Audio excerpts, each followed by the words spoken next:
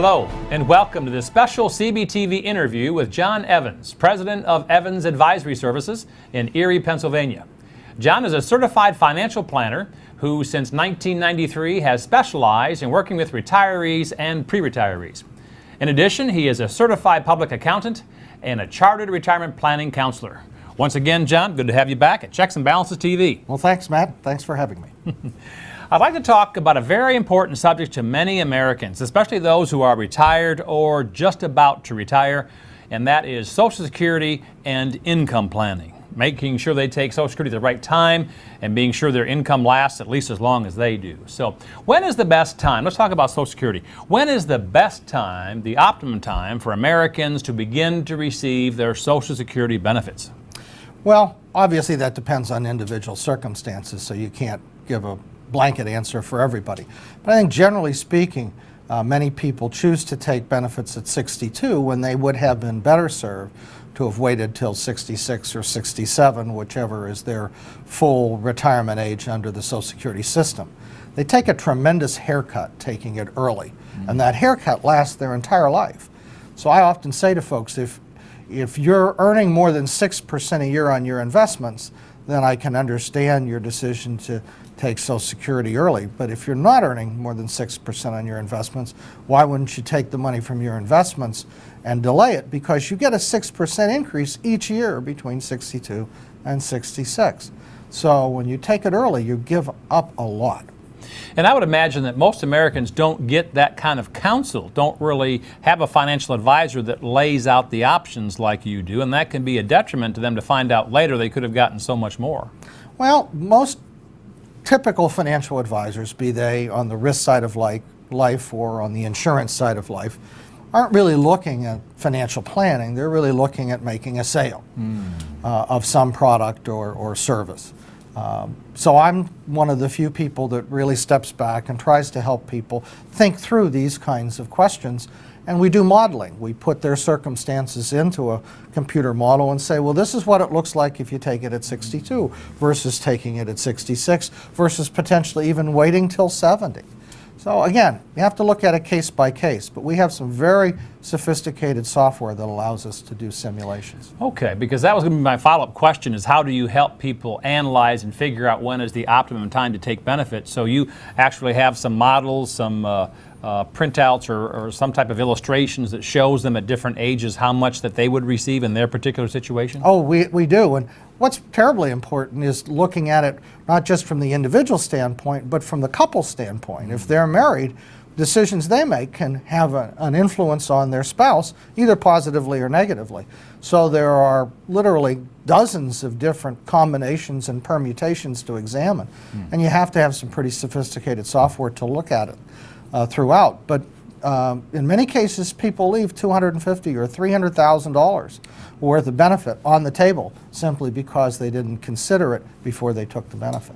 And as you said, once they make that decision, it's an irrevocable decision. If they take it at 62, they can't change their mind 6 months later and say, oh, I think I'll wait now till 66. Actually, they can, if they take the benefit at the earliest possible time, at 62, they have up until their 63rd birthday to change their mind. And if they change their mind, they have to pay the benefits they've received back, but then they can delay taking the benefit till a later date. Used to be that you could make that decision anytime up until full retirement age. Obviously, the longer you waited, the more expensive it was to pay it back. But last fall, the Social Security Administration changed the rules. So now it's only a 12-month window, and that 12-month window starts when you were first eligible to take the benefit. So if you didn't take it when you were first eligible, then you've narrowed the window. Okay. But there is still that possibility. 1 year. So maybe give our viewers an idea, rule of thumb, if you wait from 62 to 66 or 67, is that a 12% increase in benefit, 20% increase in benefit that you'll get more per month? Is there kind of a rule of thumb with that? Well, if their normal full retirement age is 66, the reduction at 62 is a 25% reduction. So if you think of $100 at 66, $75 at 62. So by waiting, you get a 1/3 increase in your benefit. Okay, the reduction at 67 is 30%. So just do the math again. A 30% reduction means you're getting almost a 50% increase by waiting. Wow, that's It's just significant. a big difference. And it affects you and your spouse. So the haircut not only affects one check, but both. Boy, Social Security planning is very important today, more so than ever before, isn't it? Oh, I think so. Because, again, people are going to be receiving this benefit potentially for 25 or 30 years. So if you have a smaller benefit because you made the decision to take it early, then every time there's a cost of living increase, that cost of living increase is based on a smaller number. Yeah. Okay? So it pans out in a lot of ways. Very good point. Cost of living increase is based on what they're currently receiving. That's right. And if they're receiving 25% less, well, they're getting a 25% less in cost of living adjustment. Now, they could wait until the maximum age of, what is it today, 70? 70. And 70. The benefit increases from normal retirement age, 66 or 67, by 8% a year until you hit 70. And there are some features within the current rules that allow people, for example, to claim and suspend the benefit at 66. Therefore, they're triggering the opportunity for their spouse to take a spousal benefit, but they don't actually take their own benefit till 70 and thereby get a 32% higher benefit. Wow, wow. A lot to consider, and it's important to have the right financial counselor who can give you all the options and help you make an intelligent and wise financial decision. I agree. Well, as we all know, we are living a lot longer in retirement. The old fear of dying shortly after retirement's been replaced by the fear of outliving our assets. So how do you help your clients to implement an income stream besides Social Security that will last throughout their retirement? Well, guaranteed income for life wasn't much of an issue until the last few years, when all at once a combination of a lot of early retirements, declines in the stock market that decimated many people's savings, and longer retirements all came together at one time. It's kind of the perfect storm of factors. So now income for life is a huge issue. And the stock market is not well set up to meet that need. There's just constantly papers about safe withdrawal rates and mixes between stocks and bonds and this and that to try and come up with as safe a solution on the risk side of things as possible. But it's still problematic. The insurance world has always handled that kind of thing better.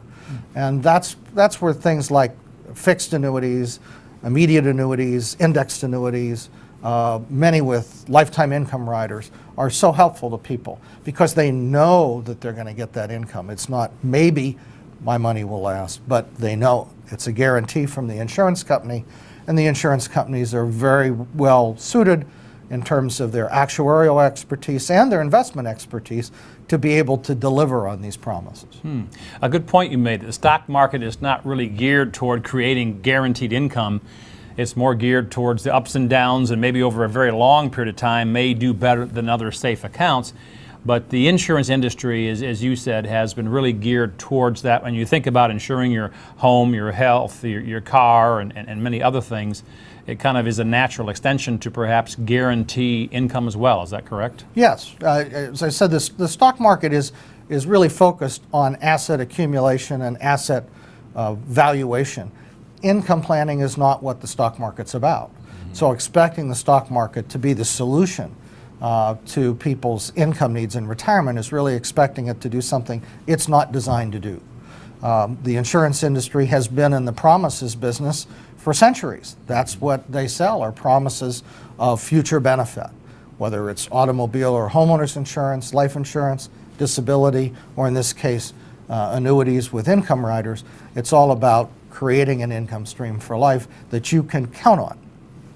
Yeah. Many stockbrokers and financial institutions still say to be fully invested in the market, just have bonds and stocks and some other things. But bonds and stocks, all of them still are volatile and can go up or down based on what's happening with our economy. And increasingly influenced by what's happening with others' economies as well. So it's not just our economy anymore that's causing issues. It's the economies of other countries that we're closely affiliated with or aligned with. So it's increasingly problematic in terms of an income device. Asset accumulation device is a different story, but income is not well designed for that. Okay. Well, give our viewers some ideas of some of the best options for turning perhaps a nest egg, retirement assets, or liquid assets into this guaranteed income stream that you've been talking about. Well, the fixed indexed annuities with lifetime income riders are probably the #1 solution today. A fixed indexed annuity is an annuity where the principal is guaranteed and all interest credited to it becomes part of the guarantee. So it can never go down. A lot of people in retirement or approaching retirement are particularly appreciative of that fact as they look at their 401k plans that have gone down 20 or 30%. And when we talk about something that can't go down, that's a real home run. But the income rider part of it is an additional guarantee of the insurance company that at a future point in time when the individual decides that they want to get income, that the calculation will be made as to how much income they can get, and that income is guaranteed to last their lifetime. If they die before all of the value in the annuity is consumed, then their beneficiaries get a death benefit. If they live a very long time, they still get paid until the day they die. So it's a heads I win, tails I don't lose situation. So fixed meaning there's no risk of their principal. Correct. Indexed annuity means that their return is based on an index, like maybe the S&P 500 or Dow Jones. Is that correct? Right. And most annuity products allow them to choose from a variety of different indices, including fixed accounts, and they can make changes to that choice every year. So they're not locked in for 10 or 20 years to the same choice. They can make the change every year. Every year. But then there's also, you said there's an income side that grows at a certain specified rate of return, and I guess if they trigger that income, it does last the rest of their life regardless of the size of their account or what's remaining. That's correct. That's exactly. Different companies' products work in slightly different ways in terms of the income riders, so they're not all the same, but they all operate under the same principle, and that is that you accumulate a value for a period of time. You decide when to activate the payment stream. Payments are calculated at that point, and then payments are made for the rest of your life. Well, there's been a lot of press lately from President Obama's middle class task force to AARP to many other organizations saying it's time that we take a portion of our assets and set it aside to guarantee an income that we cannot outlive. And that sounds like a pretty good, stable, conservative strategy today. Well, the President and Congress and others are essentially suggesting a move in the direction that my practice has been preaching for a long time. And that's that you have to meet at least basic needs with a guaranteed income stream. You can always use money in the stock market to meet the discretionary things that you have a choice on whether or not to do. But you can't rely on the stock market to pay the electric bills and the property taxes. That's not a good idea. Especially when it can drop 30, 40, 50% in a short period of time. That's right. That's right. So it's a little like using condiments. The stock market's like a condiment. It's in retirement. It's fine to have some of it, but it's a mistake to have too much of it. Yeah, not a big old jar of it. That's true. That's true. Well, John, some very valuable information about a very important topic for all Americans, which is Social Security planning and income planning in retirement. And I'm sure that quite a few people that see this for the first time in your area are going to be calling Evans Advisory Services. So, well, I'll be more than glad to help them. Thanks again for coming out to Checks and Balances TV. For more information about John Evans and his financial services practice, Evans Advisory Services, contact him at 814-464-0224 or visit him on the web at www.evansadvisoryservices.net.